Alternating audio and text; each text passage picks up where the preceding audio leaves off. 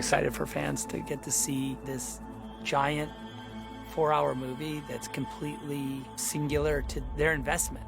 If you followed the first two movies, this movie really kind of takes you into a completely immersive scope and scale. It really does go as big as you can go. It's so epic, and it's such a giant world to dive into. And so I'm very excited for the audiences to be able to immerse themselves in this 4-hour Justice League world and experience it in a way that they would never have gotten to.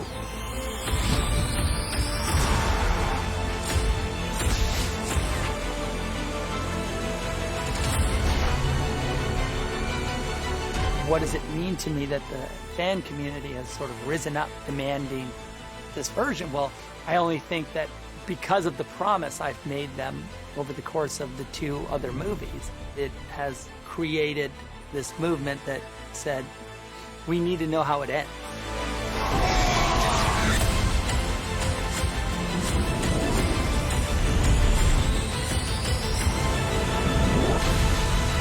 You know, that was the fans' desire to see the world be richer and larger. And I think that I really took to heart because I wanted that too.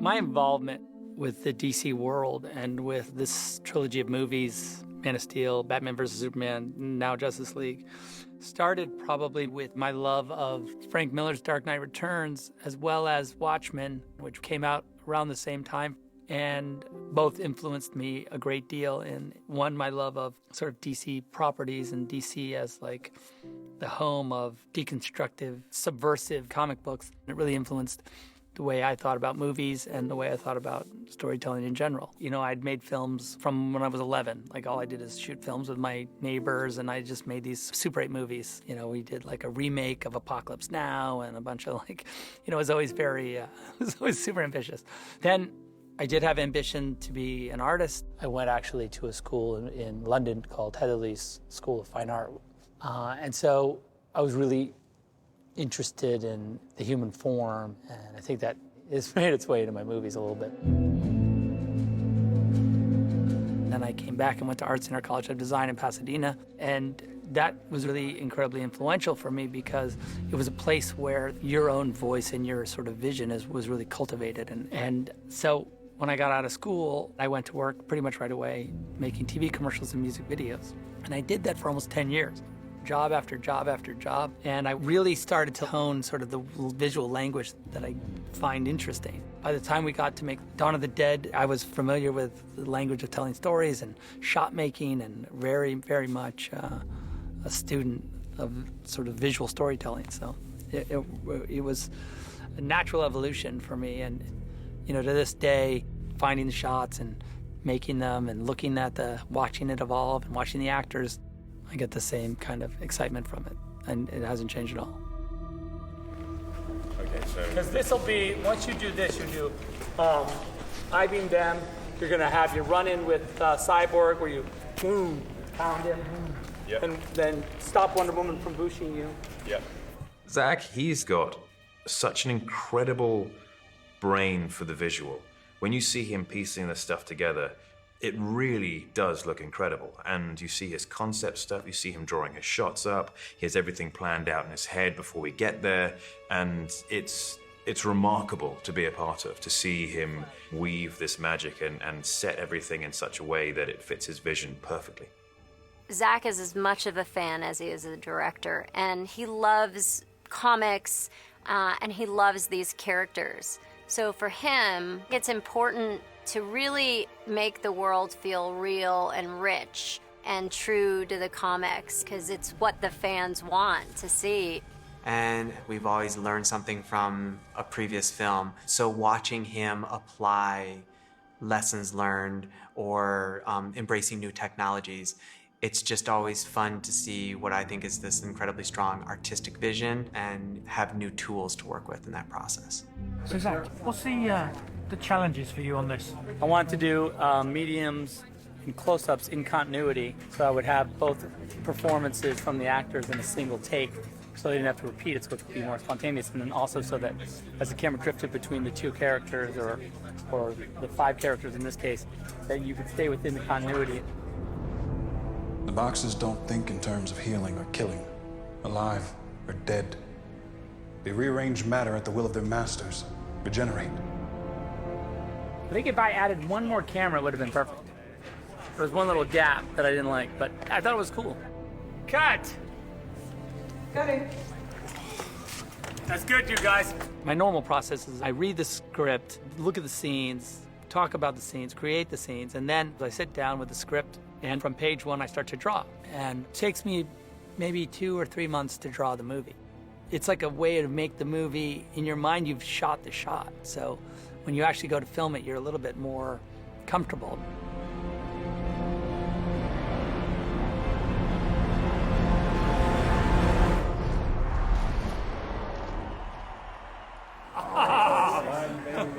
I didn't want to lose the ball this time. No, it was good. You know, they're very good about making sure that we get exactly what it is that they've envisioned. You know, so the way they set up all these shots, it's so specific and so well thought out. All I have to do is just step in and breathe and be. Everything that we work in, we're stepping into his drawings. And so you're like, can I see this scene before we make it? And he's like, sure. Beautiful drawings. This is scene 132. Camera's moving like this, and we see camera's gonna come around. He's looking up at the mother box, and then it cuts straight to a shot of torch being lit, and then here he is cutting it, and there's the mother box being revealed. So this is me drawing the movie shot for shot. And that approach also allows for me to do the work of creating those frames that signal to what's to come, or straight up Easter eggs. An example is Lex Luthor in BVS. You know, his number on his jail outfit is a Star Wars reference. I know, it's dorky, but in almost every frame and in almost every scene, there's some sort of double meaning. And that could be Star Wars, or it could be Caravaggio, it could be anything that I frankly find inspirational. Another perfect example is the Superman S has a bit of writing in it, Kryptonian writing. And it's a Joseph Campbell quote. That's a summation of the hero's journey and kind of what Superman goes through. This means something. It's all that gives them hope. All those things are slightly subversive, but definitely with the goal of making sure that the movie have a deeper impact on you. And I think that the fans that connect to that, they take it to heart and they make it their own, and it becomes really personal to them, as it is to me. You just have to decide what kind of man you want to grow up to be, Clark, because whoever that man is, good character or bad, he's going to change the world. When I was approached by Chris Nolan to see if I had any interest in making Man of Steel, I always felt a great responsibility to make sure that it was steeped in mythology and really flesh out the world.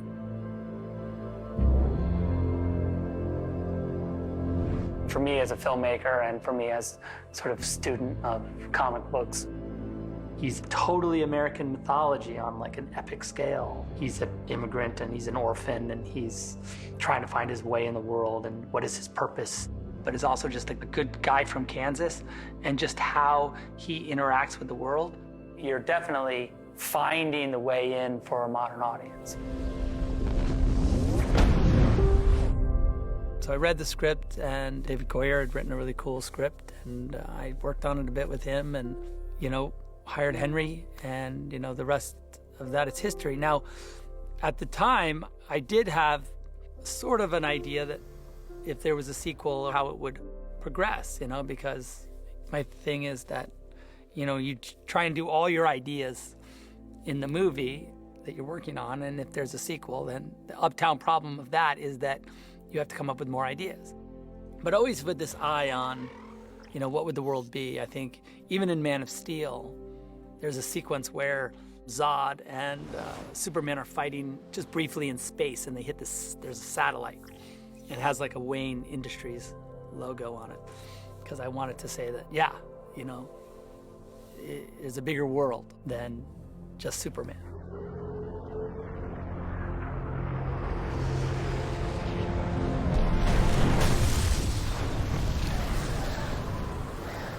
And then when we really started to get into Batman versus Superman, early on we were talking about, like, I was like, I really want, you know, using Dark Knight Returns as kind of like a template for the Batman that I really wanted to see. And there's a great Batman versus Superman sequence in that comic book, probably what I would consider the coolest philosophical confrontation. And I just really, we tried to steal as much of it as we could.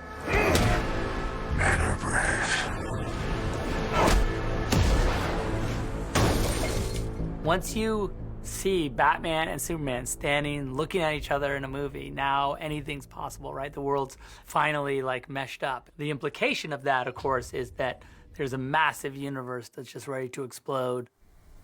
Everything's changed. Men fall from the sky. The gods hurl thunderbolts. Innocents die. That's how it starts. The fever, the rage, the feeling of powerlessness that turns good men cruel. I like Zack. He's got a lot of enthusiasm, and he's got this boyish kind of energy where he's just psyched to be at work every day, and I think you need that to get through a Herculean effort like these movies.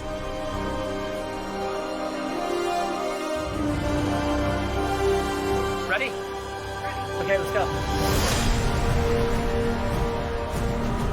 When I'm on set and we're shooting, it's a fun atmosphere for me.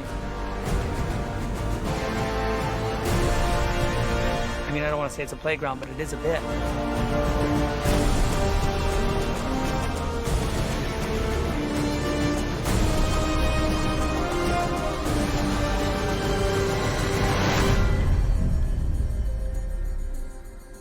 You know, just over the course of making these sort of epic movies, you know, you get closer to the actors. I do count them all as friends, you know. I've known them for a long time, Henry the longest. So it's been a fun evolution, you know, and to see them from, you know, the first time we did the casting, you know, with Gal, to now she's like, you know, the world's Wonder Woman in a pretty epic way. And seeing Jason's audition to be Batman. Alfred, enough. The police weren't getting it done. You know, I was just like, okay, that's awesome. This guy's amazing. I got to put him in the movie. When Zack came to me, like when I got called in the room, I can't even tell you. I wish he had a camera rolling, because the last thing I expected him to say was Aquaman. I'm such a fan of Zack's casting choices, and if you hold up a traditional picture of Aquaman, he might not have been the person that looked exactly like that illustration, but I think in spirit, in heart, in terms of his energy, he embodies everything that Zack wanted to tell with that character. And he told me all these ideas that he had, and I was just blown away. You know, what he was going to take, just the tattoos, and how he wanted to use me as the indigenous person, and it's just, he's let me incorporate a lot of my ideas into it, as far as like working with Michael to build the clothes, everything. It was an honor, and it's all coming together. How great's this? Perfect. Yeah, I know, right? It's like Perfect. Okay, also then at the end... The cast is probably the funniest group of people you could get together in one room. I think everybody brings something very unique to the group, and just watching all the different personalities come together, it kind of feels like what the actual Justice League would feel like. It's hard for me to imagine it any other way now. It's kindergarten here. Honestly, it's preschool. It's worse than preschool. You have Ray, who's very funny, but he cares so much for Cyborg and is like thinking in all different layers, and it's amazing. And then Ezra. This is Barry Allen, aka The Flash, aka the Scarlet Speedster, aka the Crimson Crusader. Ezra's just a very unique actor. He's extremely funny. And in that wit and sarcasm, you get this great sense of vulnerability about him. You can't stop the funk fever of the Flash, you know? You can't stop it. And then you have Jason. He's making jokes, but then he's super serious and he drinks Guinness, and he's just such a fun person to be with.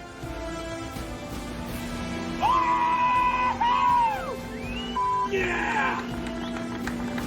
And Henry, he's so good. He's polite, he's kind. He's like Superman.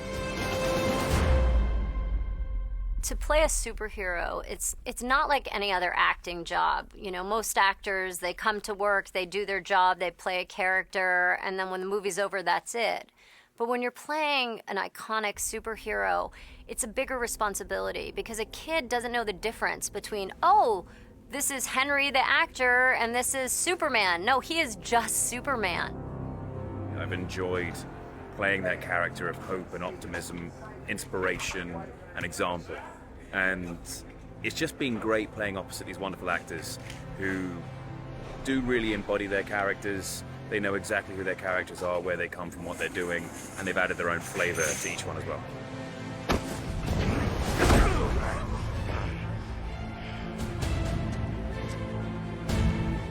And then you have Ben, who's super intelligent, super experienced, talented, funny in his own way. Again, more cynical. He said he'll fight with us? More or less. More or more less? Probably more or less. He said no. He said no. It was just so nice, and there was never a dull moment on set. We were always talking or laughing or making each other laugh while shooting. It was just awesome. Not that bad.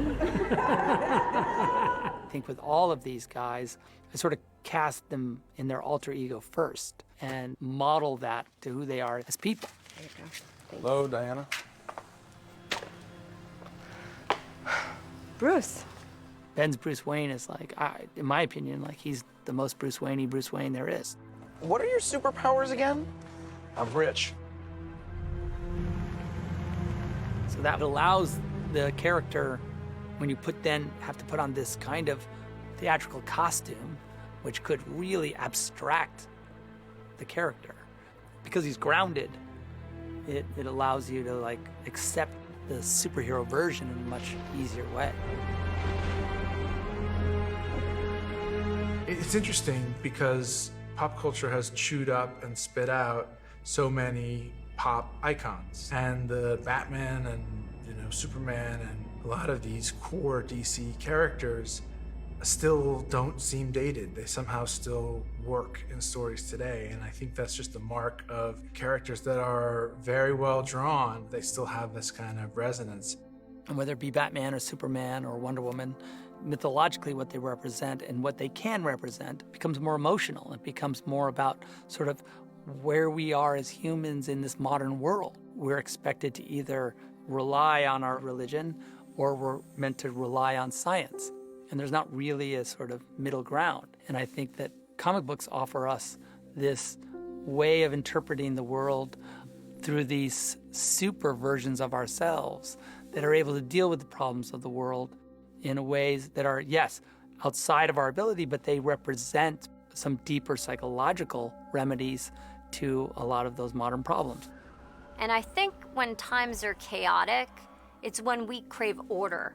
And I feel like that's what makes us relate to them so much. That's why we want them in our lives so much, because I think we all want a sense of order, especially when there's so much going on in the world out of our control.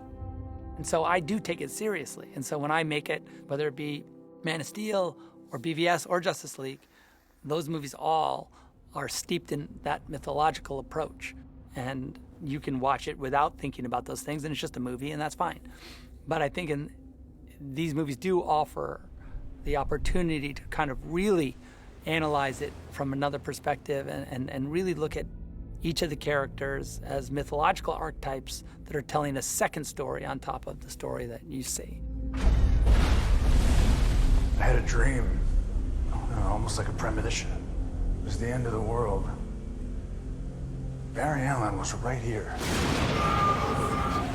You're right about him! You've always been right about him!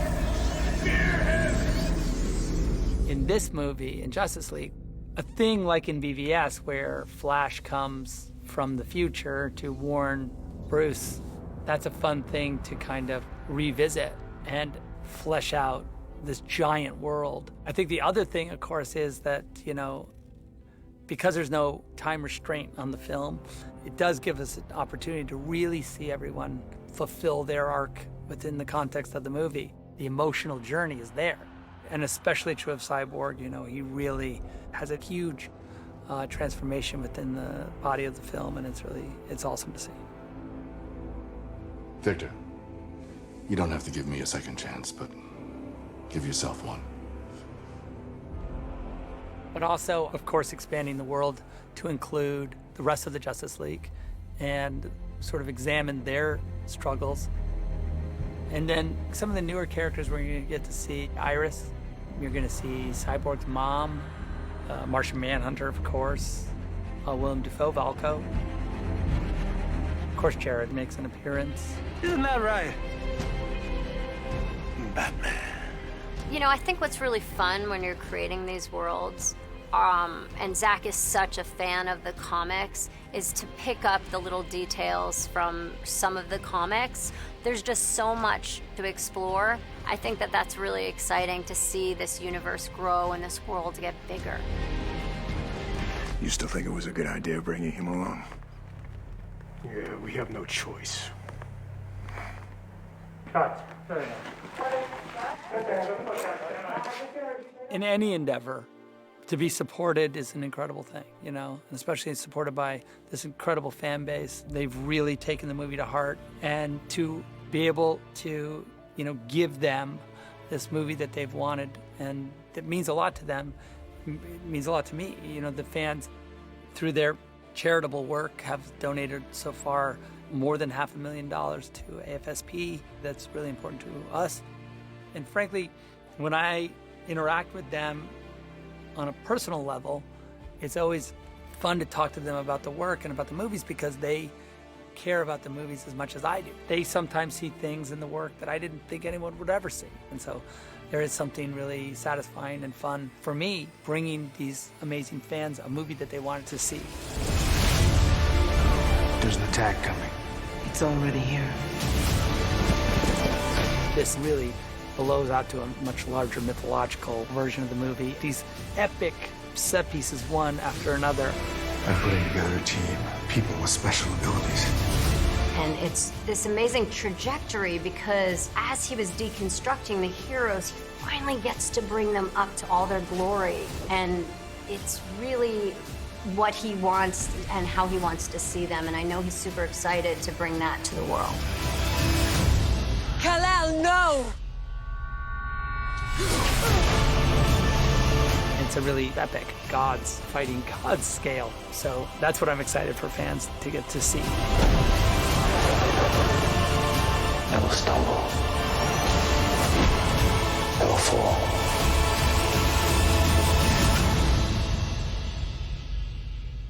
They will join you when the sun comes.